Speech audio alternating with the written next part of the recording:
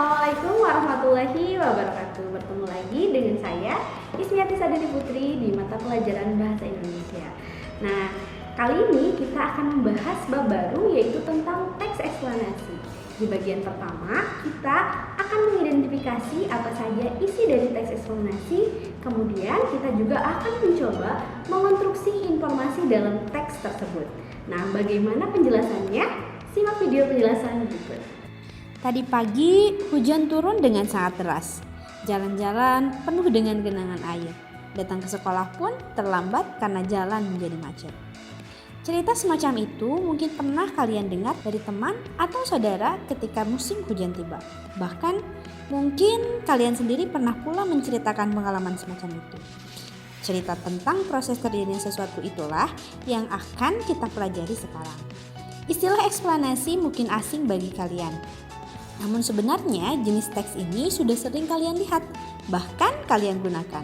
Peristiwa-peristiwa alam seperti terjadinya hujan dan gempa bumi tentunya disajikan dengan teks eksplanasi.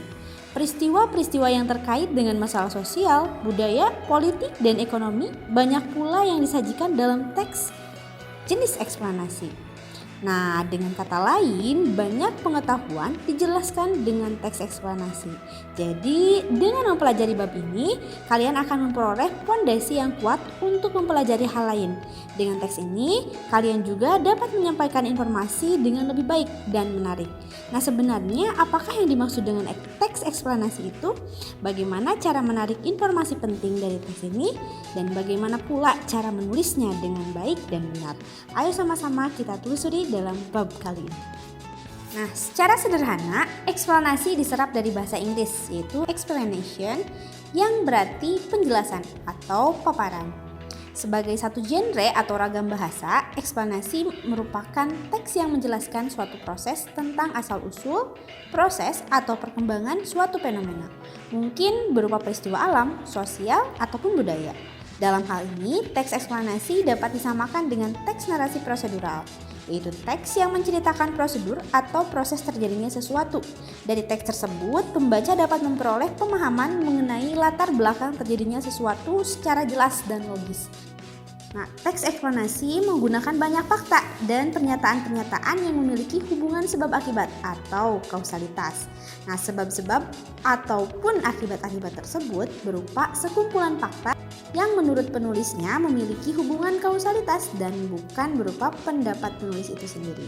Untuk lebih memahaminya, mari kita sama-sama perhatikan teks berikut, yaitu mengidentifikasi informasi dalam teks eksplanasi. Nah, di sini sudah ada teks yang berjudul Tsunami. Coba teman-teman perhatikan ya. Kalau misalkan kita lihat, inti informasi dari teks tersebut adalah proses terjadinya tsunami. Namun, sebelum masuk ke pembahasan pokok, teks tersebut memuat identifikasi fenomena dalam bentuk penjelasan tentang keberadaan atau konsep tsunami. Hal tersebut dikemukakan dalam paragraf 1-2. Setelah itu, paparan baru masuk ke pembahasan pokok, yaitu proses terjadinya tsunami. Nah, kalau kita lihat juga, teks tersebut fokus pada objek yang dijelaskan, yaitu tsunami ya. Dengan demikian, pembahasannya diharapkan benar-benar objektif atau keakuan sudut pandang pribadi penulis atau subjektivitas tidak dimunculkan. Pernyataan-pernyataan yang terdapat di dalamnya didominasi oleh kalimat pasif sebagai salah satu cara memberikan penekanan pada objek atau tema pembahasannya. Nah, jadi kalimat pasif ini ditandai dengan kata kerja pasif ya tentunya. Misalnya kata diketahui, disebabkan, terjadi, terdorong, terbayangkan, dan lain-lain. Jadi untuk menghindari sifat keakuan atau subjektivitas, kalian bisa menggunakan kata kalimat pasif. Selanjutnya, agar pembahasan tersebut lebih objektif juga dan benar-benar faktual, penulis banyak menggunakan fakta untuk menunjang pendapat-pendapatnya. Selain itu, dalam teks tersebut juga banyak digunakan kata-kata penunjuk waktu seperti beberapa tahun yang lalu, diawali, kemudian, sejak, dan lain-lain. Nah, kalau misalkan kita lihat juga, teks tersebut menggunakan kata-kata yang bermakna kausalitas dan bersyarat. seperti disebabkan oleh, menyebabkan, apabila, jika, dan lain-lain. Seperti itu kalau misalkan kita lihat. Nah, itu merupakan identifikasi terhadap teks tsunami di atas. Setelah kita mengidentifikasi informasi dalam teks eksplanasi, selanjutnya bagaimana cara kita untuk bisa mengonstruksi informasi dalam teks eksplanasi. Nah, mengonstruksi informasi dalam teks eksplanasi dapat dilakukan dengan menceritakan kembali atau memberi tanggapan terhadap teks tersebut. Salah satu bentuk tanggapan yang dapat kita lakukan adalah komentar. Dengan informasi yang sudah didapatkan, kita dapat memberi komentar. Dengan memberi komentar secara tidak langsung, kita telah mengonstruksi atau membangun kembali informasi dalam teks tersebut. Karena teman-teman pasti tahu kan, komentar tentu berlandaskan informasi. Teman-teman gak bakal mengomentari kalau teman-teman tidak tahu itu isinya apa ya. Namun ada beberapa hal yang perlu diketahui sebelum memberi komentar, yaitu bentuk, isi, dan cara menyampaikannya. Mari kita bahas satu persatu. Yang pertama ada bentuk-bentuk komentar ya. Coba teman-teman lihat contoh berikut. Ada yang bagian A dan ada yang bagian B. Nah, kalau misalkan kita lihat, contoh tersebut merupakan bentuk komentar terhadap isi teks eksplanasi. Berdasarkan contoh tersebut, komentar didefinisikan sebagai ulasan, tanggapan, atau sambutan respon ya terhadap sesuatu yang didengar atau dibaca. Komentar A bersifat positif atau menyatakan keunggulan, sedangkan komentar B bersifat negatif atau menyatakan kekurangan. Secara khusus, pembagian komentar dapat dilihat pada bagian berikut. Nah, macam-macam komentar. Pertama, dukungan, pertanyaan, sanggahan, kritik, serta saran. Agar dapat mengomentari teks eksplanasi dengan benar, terlebih dahulu kita perlu melakukan analisis terhadap teks tersebut pada aspek-aspek yang jelas ya. Sejumlah pertanyaan dapat kita ajukan untuk melakukan hal tersebut. Pertanyaan-pertanyaan yang dimaksud misalnya sebagai berikut ya. Bisa berupa yang pertama, fenomena apa yang menjadi fokus pembahasan? Kemudian bagaimana dengan perinciannya? Apakah sudah disampaikan dengan proses yang jelas? Bisa seperti pertanyaan-pertanyaan seperti itu. Nah, hasil analisis yang telah kita lakukan dapat menjadi bahan pertimbangan. Hasilnya dapat berupa pernyataan-pernyataan seperti baik, kurang baik, bagus, tidak bagus, layak, tidak layak, bermutu, tidak bermutu, dan lengkap, tidak lengkap. Yang kedua, isi komentar. Coba perhatikan teks berikut. Nah, kalau misalkan kita lihat, komentar tersebut tergolong suatu pertanyaan ya.